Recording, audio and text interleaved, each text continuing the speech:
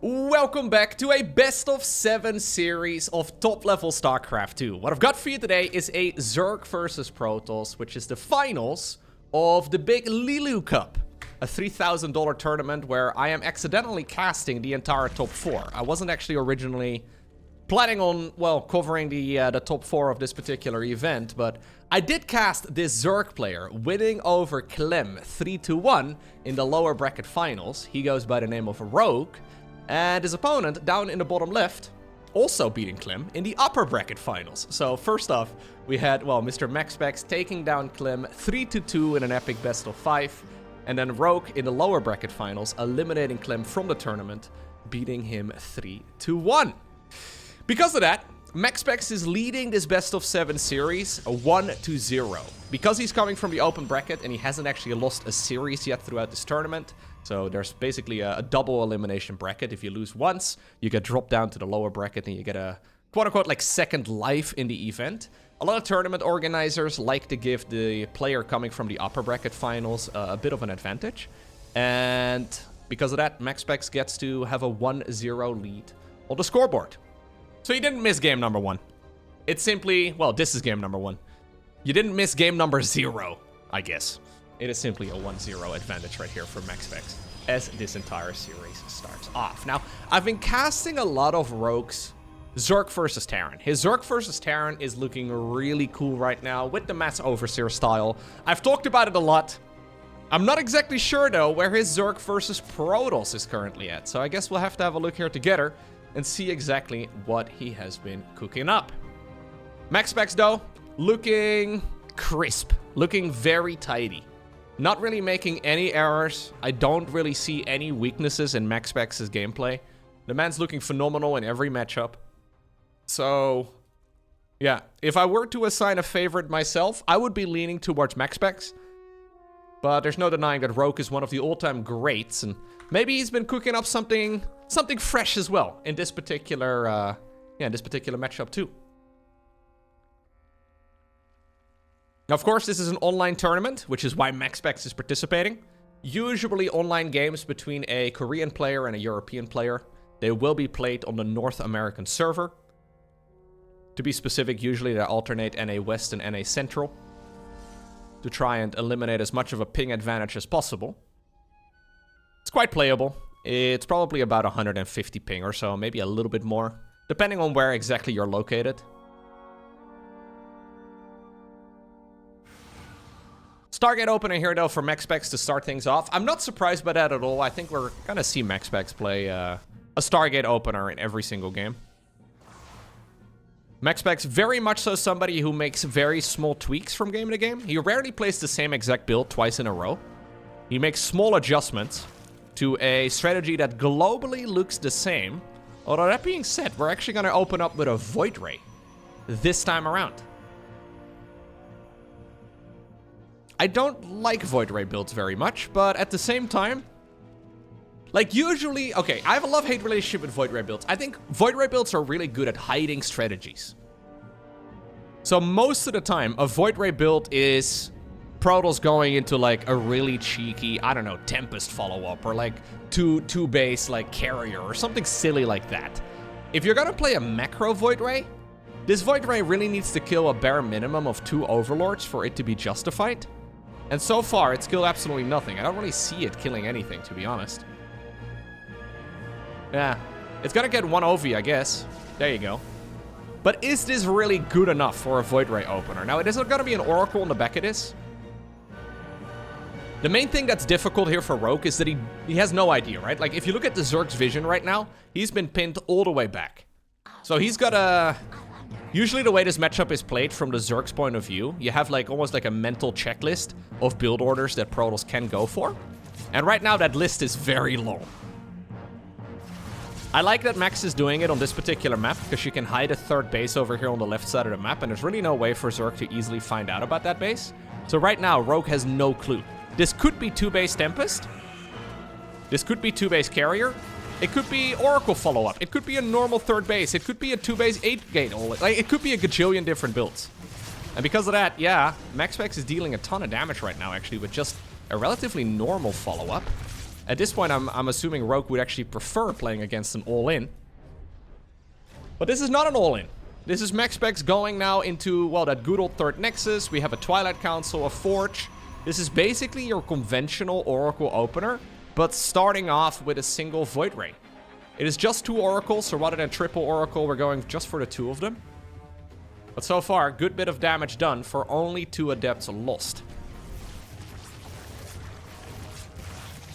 Oh, that's really nice.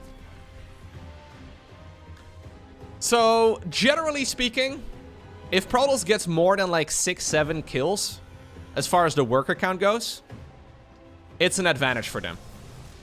And this is by no means now a situation where MaxPax is going to feel uncomfortable. Finally, there will be a bit of a scout moving on over towards the left side of the map. Follow-up actually from MaxPax seems to be an all-in. He's going for, yeah, what seems to be 7 gateways. I guess I'll let it slide. And then charge together with the +1. Brilliant defense here at home. 1 probe goes down in total so far in this game. There's the Prism coming. Gateway number 8, very good.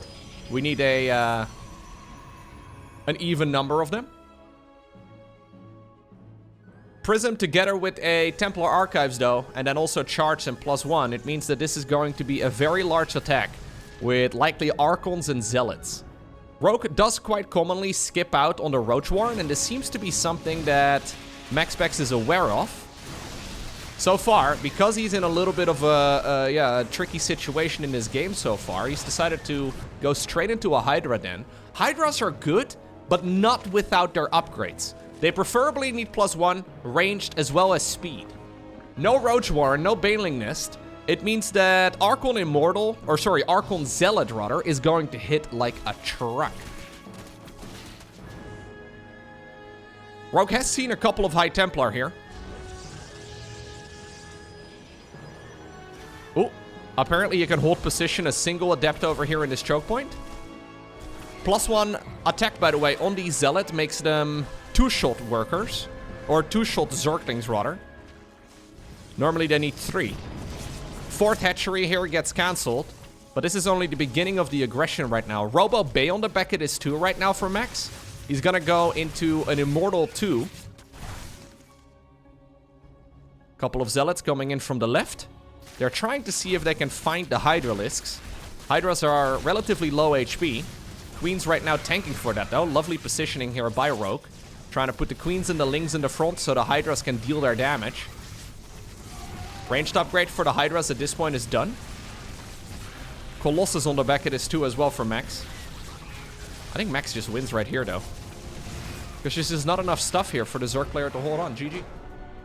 As far as wins go, it couldn't really have been much better right there for Max. That game went exactly according to plan. He took no damage.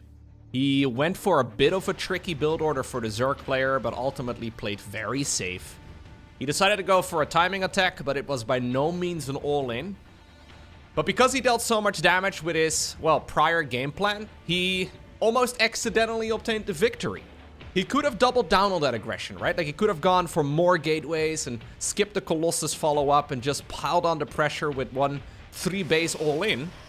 But MaxPax just found himself in a good position. He decided to, yeah, slowly smother the Zerg player, and that wasn't even really the killer play yet. But Rogue already died. So that is one of the absolute worst case scenarios, though, for Rogue. Because that game wasn't so much him making a strategic blunder. That game was him being outplayed. Which is one of the absolute worst ways to lose in StarCraft 2. When you're not even really sure what went wrong. The scouting should have been better. The macro should have been better. The defense against the oracles, so the micro should have been better. The queen positioning should have been better. Everything should have been better. I think skipping the Roach Warren and the Baneling Nest was a reasonable choice by him, because he ended up obviously losing more drones to the oracles than you're really supposed to, quote unquote supposed to. He lost like, what, 14, 15 drones or so to, yeah, a couple oracles there. A few adepts going in. That was too much damage, and at that point you have to cut a corner or two in order to play a macro game. And that was apparently what he decided to cut.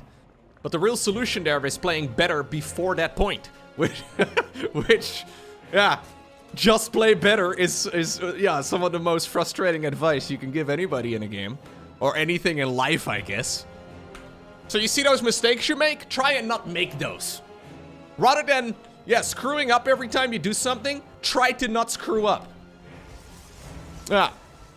Well, brilliant. Thank you very much, Loco. Yeah, perfect. I guess. Yeah, sure. So, Stargate coming up right now from X. I think he will be more than happy to play something very reminiscent of the first game, but probably a small deviation. So, I was trying to say that in the previous game. Usually, MaxPax makes very small adjustments from game to game, even though broadly his games look identical. So, we may once more see like an Oracle opener, but no Void Ray this time around. Or we may once more see a Void Ray into Oracles, but then a different follow-up off of the back of that. It's quite tricky to play against, I'm sure. Not that I've ever played against MaxPax. I mean, I will have you know, I have never lost to MaxPax. There you go. Just, yeah, I've got 0% lose rate against MaxPax. I have played against Clem. It did not go well. Yeah, it did not go well. Anyways, it's an Oracle on the back of this right now for Max. And we have a forward third base right here for Rogue. This forward third is something to keep in mind. There's a rich Vespine Geyser over here. So maybe Rogue can, yeah, go for a bit more of an aggressive push. Nice snipe right there, by the way, on the Creep Tumor. Any attack right now with Queens will hit a little bit differently. Because there's no Tumor at the front. Yeah, Rogue just now realized it got sniped. If he wants to go for a Ravager attack, that Creep Tumor needs to be placed as far forward as possible. Small wins right there for MaxPax. Okay. Here we go. Oracle number 1. Okay. Well, that was exciting. It's only a single Oracle this time around. Looks like MaxPax is gonna go into a quick. So this is kind of interesting, actually. So this looks once more very similar, but this is 4 gateways before a third Nexus. This is still a Nexus at about 4:05. So about 15 seconds later than a conventional Nexus off of a Stargate opener. But he did not make additional Oracles, but spent his additional resources onto additional gateways instead. This is quick blink. I think this is actually a counter specifically against like a Roach Ravager all-in or something along those lines. Main problem here is that the Nexus is not going to finish up very quickly, so no battery overcharge. And exactly, yeah. Rogue is already going to go for a bit of a march. The Queens are coming in. This is right before Protoss will really hit a big power spike. MaxPax is not, yeah, somebody who will use the all-army hotkey too aggressively, so no easy run into the natural expansion there. A lot of shield batteries on the back of this. Only 1 Oracle, by the way, so not a lot of energy here. That's going to be basically the only pulsar beam that we will see. Battery overcharge becomes an option as soon as the Nexus finishes up. But honestly, at this point, the numbers are already looking really good right here for Max. Keep in mind that this army is only going to get better when Blink finishes. Shield battery overcharge immediately activated upon the Nexus finishing up. And that was one of the most beautiful holds I've ever seen. Did he lose anything? Oh, he lost 1 adept. That may have been the scouting adept, though. That was practically flawless. So now MaxPax's line of attack can actually begin. Blink. It's done. We have a lot of Zerglings, but no +1. So those Lings actually don't have an easy time fighting Stalkers. Especially when there's like a critical mass of Stalkers. This is not quite yet critical mass. Very difficult for Rogue, though, to get back into this. Like, Rogue's only option right now is to make units. Yeah, okay. He decides to... He sees where this is going. So the problem that you run into here, he's got 38 probes. If you go back like 5 or so seconds before he taps out. He's got 38 drones versus 50 probes. He's playing 3 base versus 3 base. He's playing a race that by default is less cost efficient, and he's going up against one of the most cost efficient armies here for Protoss. He's got no upgrades, he's got no real follow-up, there's no lair, there's nothing. All he can really do here is die over the next 10 minutes. Maybe he can hold on for a bit. I don't think it would last 10 minutes, but he can hold on for a little bit longer. But this is such a major advantage right now for MaxPax, such a big lead as far as the momentum of the game goes, that Rogue decided to just call it quits. Alrighty. That takes us to Oceanborn. MaxPax is now leading the series 3-0. I don't know if I've ever seen Max lose 4 games in a row. And so far, he is looking phenomenal. So this is the grand finals of a $3,000 tournament. MaxPax has earned quite a bit of his total earnings, actually, winning all of the smaller online cups. If you're running like a $100 tournament, maybe a $200 tournament, and it's open entry, there's a very good chance Max is gonna sign up if it fits in his schedule. So MaxPax will be more than happy to play a $3,000 event for sure. And so far, you can see that the practice he's been putting in, it's really paying off. MaxPax is basically online all day, every day. There's a lot of pro gamers, obviously, that put in quite a bit of work, but I do think that there's like a few players out there that I believe that absolutely love StarCraft, and I think MaxPax is one of them. Clem, for example, is not a great example. Clem is basically always online. Clem is always playing, he's always ready to practice games, he's always going, you know, and Max is very similar in that department. And it turns out that the guys that put in a lot of work are also really good at the game. Yeah, who would have guessed? Now, Cyril is done again with his military service. I'm sure that, as we speak, he's putting in a lot of work as well. He's got a bit of catching up to do, it seems, although obviously he's never really been bad. Like, in this year's grand finals, right, or this year's world championships, Cyril only made it to the grand finals. He got 2nd place. Ugh, 2nd place, kind of embarrassing. But yeah, there is certainly a timeline where Cyril once again is able to put in like 40, 50, 60, 80 hours a week. And we'll have to see where it will take him. I haven't really seen him sign up for any tournaments yet, so I think it's been about a week, maybe a week and a half or so that he's finished his military service. It'll probably take a month or 2. Maybe less than that, actually, because he's obviously not rusty by any stretch. But yeah, the guys that play a lot tend to also be really, really good. I'm sure Roke is putting in quite a bit of work too, though, because Roke has always been known as a bit of a grinder. Björn is known as somebody who plays a ridiculous amount of games, to the point where he literally breaks his wrists. But anyways, that's a story. That's a story for another time. That's actually still kind of surprising to me sometimes. So Björn's wrists are considered to be completely healthy, but he experiences phantom pains. So apparently there's technically nothing wrong with his wrists. But when he plays for extended periods of time, and sometimes apparently when he doesn't even play for that long, he apparently has phantom pain, and it's kind of, yeah. Never heard of that before in gaming, but it's a completely, at least according to the doctors, a mental thing. Which is kind of wild. The brain is powerful, but also kind of stupid. Here go the adepts, though. Let's see how much, okay, 3 drones is not bad. Not amazing, though. Especially if Zerg can get the kill on at least 1. Okay. We have a bit of a shenanigans inside of the main base right now, too, with a few Zerglings playing Ring Around the Rosie. Oracle is just hanging out over here. 2nd Oracle will be joining soon. We should see a 3rd Nexus right about right now, but MaxPax is delaying it for a bit.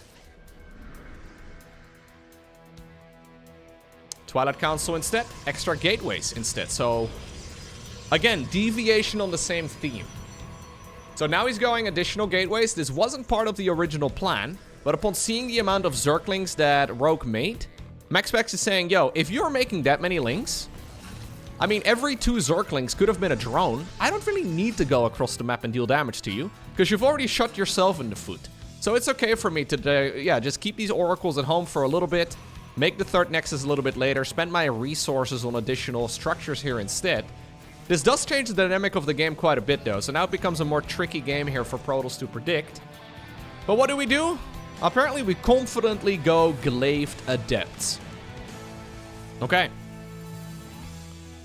We've seen Charge. We've seen Blink. Twilight Council is now going to be researching glaives, and I guess if we get another game, it's going to go Dark Templar? Small variations, but very significant outcomes. Rogue has decided to go Evo Chamber. +1 melee here is actually not that useful. I think he should probably have a Roach Warren here instead. Obviously, Adepts make very short work of Zerglings. Okay, there's the Roach Warren coming up. He is positioned here in such a way that he can wall himself in. So one 3x3 structure, like an Evo Chamber, can complete the wall off and make it difficult for Protoss to shade into the natural expansion. But this is, again, though, looking like a pretty scary set of moves here by Max. He's been hiding a lot of Adepts. Suddenly, they've decided to group together. And here go the Shades. Rogue sees right now the amount of units he's going up against. Resonating Glaives finishing up right about right now. He's trying to get a wraparound, but he notices the attack speed improvement here, I'm sure.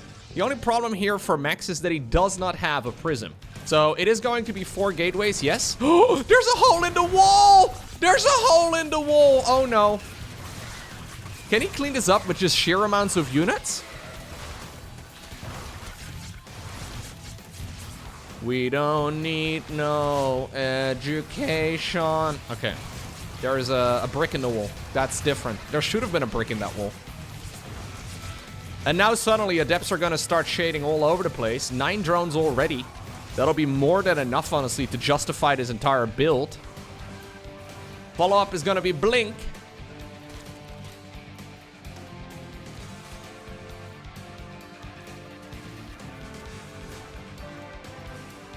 Yeah, I think MaxPax is kind of demolishing Rogue here.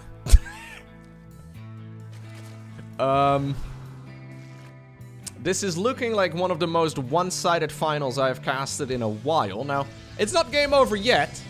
It's just that, again, Rogue doesn't have much going for himself. He does at the very least have a lair. So, compared to the previous game, he's got the lair. So he can go Roach speed. But this kind of feels like one of those series where Zerg has never gotten going.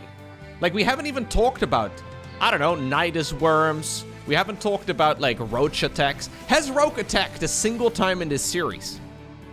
Oh yeah, he attacked in the previous game. The Queen March. But it was a pretty, yeah, it didn't really work. Has he attacked any other game? Other than little Zergling pushes? I don't think we've ever seen Roach speed finish up. We haven't seen Swarm Host options. We haven't talked about the Spires. We haven't talked about Hives, Lurker play, all the rest of it. All right, Hydra coming up again. Rogue is once more trying to play survival. He does have 69 drones, which is kind of nice, but the timing of his 4th base is nothing to write home about. Now on the back of this, we have a Prism. We've got a +1. We've got a Robo Bay. MaxPax is trying to smother his opponent. Hush, little Rogue, don't you cry. Yeah, he's trying to suffocate him, man. It's kind of sad. Didn't even get a Stalker. Nice force fields. Oh, perfect force fields. Gets the Ravagers before the fight even begins. MaxPax, this is... MaxPax making Protoss look overpowered here. Yeah. Yeah, I don't even really know, yeah, I don't think Rogue can do anything. Rogue's super dead. Look at the amount of Stalkers. He killed like 1 Stalker that entire fight. This finals was so one-sided, it almost makes me feel a little bit bad for Rogue. MaxPax is playing so good that it almost feels a little cruel. Incredible. GG.